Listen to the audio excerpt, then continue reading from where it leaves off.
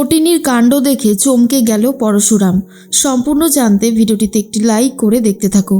গল্পের শুরুতেই দেখা যায় তটিনী চাইছে যেভাবেই হোক লাট্টুকে খুঁজে বার করতে।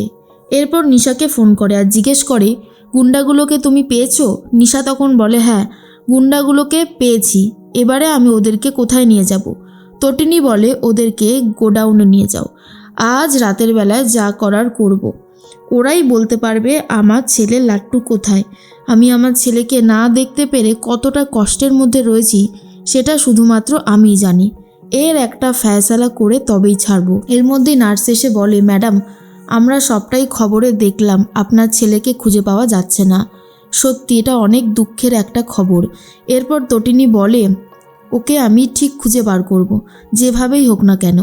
এদিকে পরশুরামের বস পরশুরামের সাথে কথা বলতে থাকে আর বলে, পরশুরাম ভালো করে কিন্তু নজর রেখো, একেবারে বাজ পাখির মতন। ওপর মহল থেকে অনেক চাপ আসছে, আমি সেই সব চাপ সামলে নিচ্ছি, কিন্তু তুমি এই দিকটা দেখো। আমার যতদূর মনে হচ্ছে ওই গুন্ডাগুলোকে নিয়ে ওরা কোনো একটা কোথাও যাবে।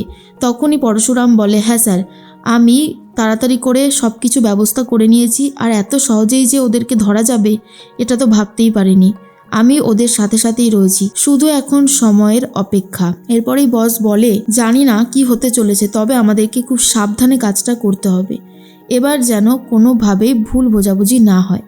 এর মধ্যেই পরশুরাম বলে, আমার ছেলেকে খুঁজে বার করতে আমি যে কতটা মরিয়া হয়ে গেছি স্যার, আপনাকে বলে বোঝাতে পারবো না। আর অন্যদিকে তটিনীর আসল পরিচয়টা ঠিক কী সেটা জানার জন্য আমি মুখিয়ে বসে আছি।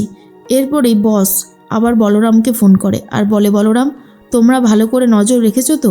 বলরাম বলে, হ্যাঁ স্যার, আমরা একেবারে তীক্ষ্ণ দৃষ্টিতে নজর রেখে দিয়েছি, একটা মাছিও গলতে দিচ্ছি না। তখন বলরামকে বস বলে, আমার কেন জানি না মনে হচ্ছে তটিনী আসবেই এখানে। তটিনী এখানে এসে এই কেসটাকে সলভ করার চেষ্টা করবেই।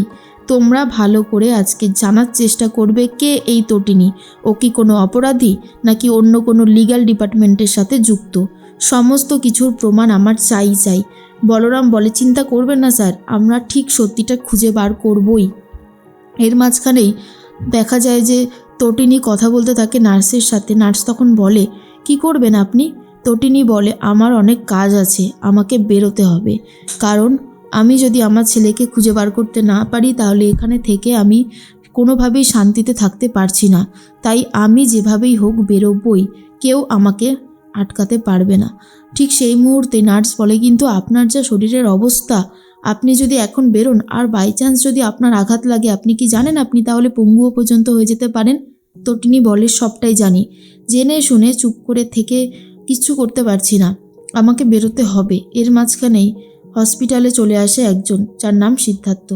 আর তখনই সে ভেতরে ঢুকতে চাইলে যিনি ছিলেন তিনি তখন বারণ করেন আর বলে, ভিজিটিং আওয়ার শেষ হয়ে গেছে, তাই এখন ঢোকা যাবে না।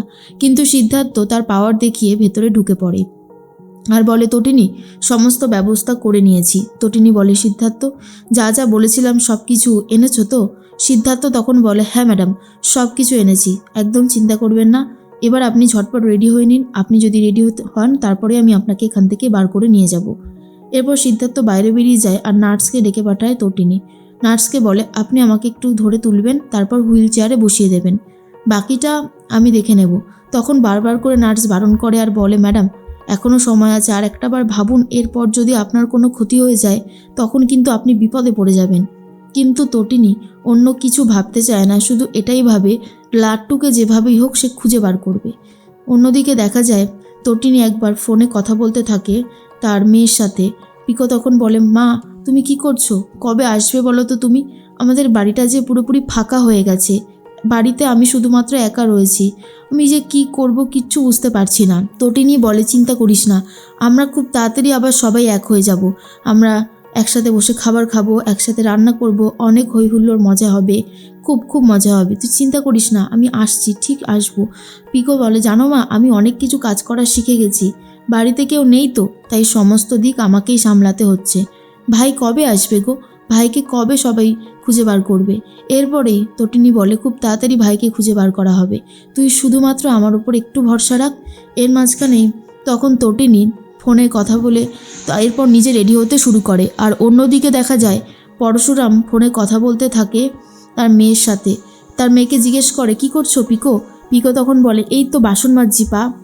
এই কথাটা শোনার পর খুবই ভেঙে পড়ে পরশুরাম আর ভাবে, আজ পর্যন্ত আমি আমার ছেলে মেয়েদেরকে দিয়ে কখনোই এই কাজটা করাইনি, আর শেষ পর্যন্ত এখন আমার মেয়ে বাসন মাজছে। শুধুমাত্র হয়েছে ওই গুন্ডাগুলোর জন্য। যেভাবেই হোক গুন্ডাগুলোকে খুঁজে উচিত শিক্ষা দিতেই হবে। পরশুরাম বলে, তুমি নিজের খেয়াল রাখো। খুব তাড়াতাড়ি আমি তোমার মাম্মিকে আর তোমার ভাইকে নিয়ে বাড়িতে ফিরবো। আবার আমরা এক হয়ে যাব, অনেক হই হুল্লোড়, অনেক মজা করব। এর পরেই ফোনটা কেটে দেয়। তারপর তটিনীর সাথে ফোনে কথা বলতে শুরু করে পরশুরাম। তটিনী বলে, তুমি কোথায় আছো? পরশুরাম বলে, এই তো আমি একটু কাজে এসেছি। আসলে হসপিটালের বিলটা তো অনেক টাকাই হয়েছে, সেই বিলটা তো মেটাতে হবে, বুঝতেই পারছো। আর একদিকে লাট্টু নিখোঁজ, সব দিকটাই কেমন আমার ঘেটে যাচ্ছে। কিন্তু তটিনী তখন বলে, আমি আছি তো, তুমি এত চিন্তা করছো কেন? সব ঠিক হয়ে যাবে। দেখো, আমরা ঠিক আমাদের ছেলেকে খুঁজে বার করব। এরপর পরশুরাম বলে, তুমি বিশ্রাম নাও না, তুমি কেন এত ছটপট করছো? তোমারও তো শরীরের অবস্থা ভালো না। তটিনী বলে, আমি ঠিক আছি, আমার কোনো অসুবিধা হচ্ছে না। অন্যদিকে পরশুরাম বলে, জানো তো কতদিন হয়ে গেছে আমরা সবাই এক হই না। খুব ইচ্ছে করছে খুব তাড়াতাড়ি যেন আমরা এক হতে পারি। তটিনী বলে, সেটাই হবে, তুমি একটু ভরসা রাখো। এরপর তটিনী ফোনটা কেটে দেয়। পরশুরাম মনে মনে ভাবে, তটিনী যখন জানতে পারবে ওর এই অবস্থার জন্য একমাত্র দায়ী আমি, জানি না কেমন কি রিয়াক্ট করবে। তবে সত্যি কথা বলতে গেলে যেভাবেই হোক আমাকে আমার ছেলেকে খুঁজে বার করতে হবে। লাট্টুকে আমি ঠিক খুঁজে বার করব, ওকে আমি কোথাও হারিয়ে যেতে দেব না। ও আমার ছেলে, আমার সন্তান, আমি যেভাবেই পারি। এদিকে তটিনী ছদ্মবেশ নিয়ে আস্তে আস্তে হসপিটাল থেকে হুইল চেয়ার করে বাইরে যাচ্ছে, কারণ আজকে তটিনী নিজের ছেলেকে খোঁজার জন্য বেরিয়ে পড়েছে।